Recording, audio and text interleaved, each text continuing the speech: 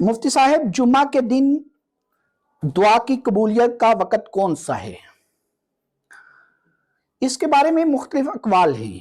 ये मसला बहुत दफ़ा पूछा जाता है कि जुम्मा के दिन कौन से वक़्त दुआ करनी चाहिए, कौन सा वक़्त कबूलियत दुआ का है। तो समझें, इसके बारे में बहुत से अक़वाल हैं। बाज़ हज़रात ने लिखा है कि फजर की नमाज के बाद, बाज़ ने लिखा है कि इशराक के 2 नफल पढ़ने के बाद, बाज़ ने लिखा है कि जुमे की पहली अजान के बाद, बाज़ ने कहा है कि जब इमाम खुतबा देता है तो खुतबे के दरमियान में जब वो बैठता है तो उस वक्त दुआ की जाए तो वो कबूलियत दुआ का वक़्त है।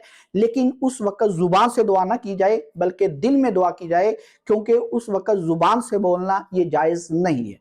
बाज़ हज़रात ने कहा है कि असर की नमाज के बाद का वक़्त जो है ये कबूलियत दुआ का वक़्त है। बहरहाल इसके बारे में मुख्तलिफ अक़वाल हैं। इस इख्तलाफ की वजह से दुआ करना नहीं छोड़नी चाहिए, दुरूद छोड़ देना नहीं चाहिए।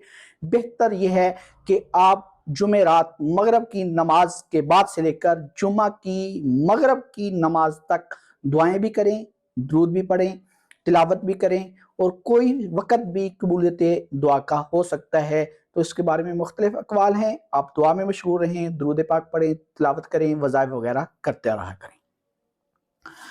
मुफ्ती साहब, क्या नमाज छोड़ने से इंसान काफिर हो जाता है? हदीस पाक में जो आता है कि जो शख्स जानबूझकर नमाज छोड़ जाता है वो काफिर हो जाता है। नमाज छोड़ने से इंसान काफिर नहीं होता। आप इस बात को तवज्जो से सुनिएगा, नमाज छोड़ने से इंसान काफिर नहीं होता। अगर कोई शख्स ये अकीदा, ये नजरिया, ये सोच बनाकर नमाज छोड़े कि नमाज फर्ज नहीं है, ये सोच कर नमाज छोड़े, तो वो शख्स काफिर हो जाता है कि उसने नमाज की फर्जियत का इनकार किया है, इस वजह से वो काफिर होता है। वरना नमाज छोड़ दे इंसान अपनी सुस्ती काहली की वजह से नमाज को फर्ज मानता है, लेकिन सुस्ती और काहली की वजह से नमाज छोड़ देता है, तो वो काफिर नहीं होता, वो फासिक हो जाता है, वो नाफरमान हो जाता है।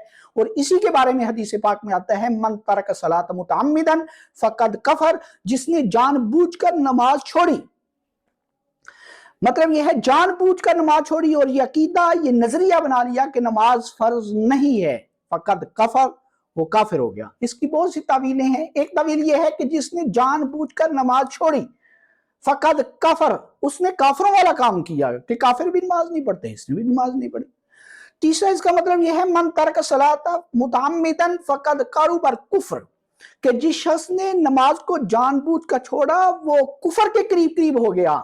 जिस तरह काफिर को वरगलाना आसान है, इसी तरह इस मुसलमान ने नमाज जो दीन का सुतून है उसको छोड़ा है। सुतून गिर गया तो इमारत गिरना आसान है। फकद कारूबर कुफर, वो कुफर के करीब करीब हो गया। तो जो शख्स सुस्ती और काहली की वजह से नमाज छोड़ देता है नमाज को फर्ज मानते हुए, तो वो काफिर नहीं होता, वो फासिक होता है, वो नाफरमान होता है, गुनाहगार होता है। दुल्हन की रुखसती के वक्त सर पर कुरान का साया करके रुखसत किया जाता है, इसकी दीन इस्लाम में क्या हैसियत है? इसकी दीन इस्लाम में कोई हैसियत नहीं। ये एक रस्म है, ये एक रवाज है, रस्मन किया जाता है, रवाजन किया जाता है। दीन इस्लाम शरीयत में इसकी कोई वक़्त नहीं है, कोई हैसियत नहीं है।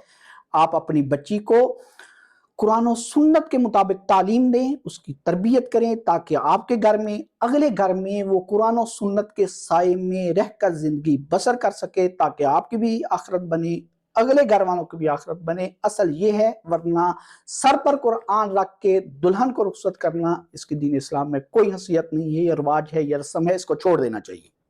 नमाज में ख्यालात को कैसे दूर किया जा सकता है? नमाज में ख्यालात आते हैं, मुफ्ती साहब आप मेहरबानी करके नमाज में ख्यालात को दूर करने का तरीका बता दीजिए।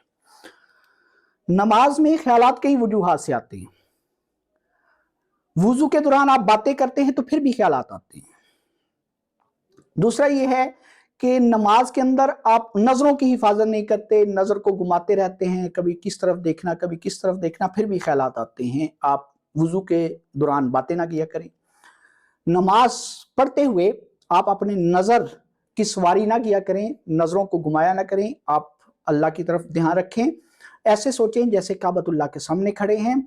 क़याम की हालत में आप जो है सजदे की जगह पर देखें, رکوع کی حالت میں اپنے پاؤں کی طرف دیکھیں، اتحیات اور قعدہ میں بیٹھتے ہوئے اپنی گود میں دھیان رکھیں اور نماز کو اچھے طریقے سے ادا کریں اور اس کے الفاظ پر غور کریں۔ الفاظ تجوید کے ساتھ ہو جائیں تو اس کے بعد آپ اس کے ترجمے پر غور کرنا شروع کر دیں، انشاءاللہ خیالات آنا بند ہو جائیں گے۔ مفتی صاحب، معراج کی رات سارے انبیاء حضور صلی اللہ علیہ وسلم کے پیچھے نماز ادا کر رہے تھے، وہ انبیاء کی ارواح تھیں یا انبیاء کے اجساد اور اجسام مبارک بھی نماز ادا کر رہے تھے؟ اس کو آپ بتا دیجئے دلیل کے ساتھ۔ معراج کی رات آپ علیہ الصلوۃ والسلام نے امامت کروائی ہے، سارے انبیاء پیچھے کھڑے ہیں، اور یہ اہل سنت والجماعت کا عقیدہ یہ ہے، تمام اس بات پر متفق ہیں کہ تمام انبیاء وہاں نماز پڑھنے کے لیے موجود تھے، روح بھی تھی، ان کے جسم بھی تھے، گویا کہ روح مال جسد وہاں پر موجود تھے۔ ملا علی قاری رحمت اللہ علیہ نے مشکات کی شرح لکھی ہے اور باب فی المعراج میں اس کا تذکرہ کیا ہے اور فرمایا کہ انما تکون بالاشباح لا للارواح لا سیما، کہ صرف ان کی روحیں نہیں تھی بلکہ ان کے جسم بھی وہاں پر موجود تھے۔ اور آپ کے ذہن میں آئی یہ کیسے ہو سکتا ہے، تو آپ فوراً وہ آیت ذہن میں رکھیں، ان اللہ علی کل شیء قدیر، اللہ ہر چیز پر قادر ہے۔ اور پھر بھی اگر آپ کے ذہن میں آئے تو آپ معراج کی وہ آیت پڑھیں، سبحان الذی اسری بعبدہ۔ اس معراج کی آیت کو شروع ہی اللہ نے لفظ سبحان سے کیا ہے کہ وہ ذات پاک ہے، تمام عیوب سے، تمام نقائص سے پاک ہے۔ جو کچھ آپ کے ذہن میں آتا ہے یہ کیسے ہو گیا، یہ کیسے ہوگا، اللہ اس سے پاک ہے۔ تمام انبیاء وہاں پر موجود تھے، روح مال جسد کے ساتھ موجود تھے۔ یہ اہل سنت والجماعت کا عقیدہ ہے۔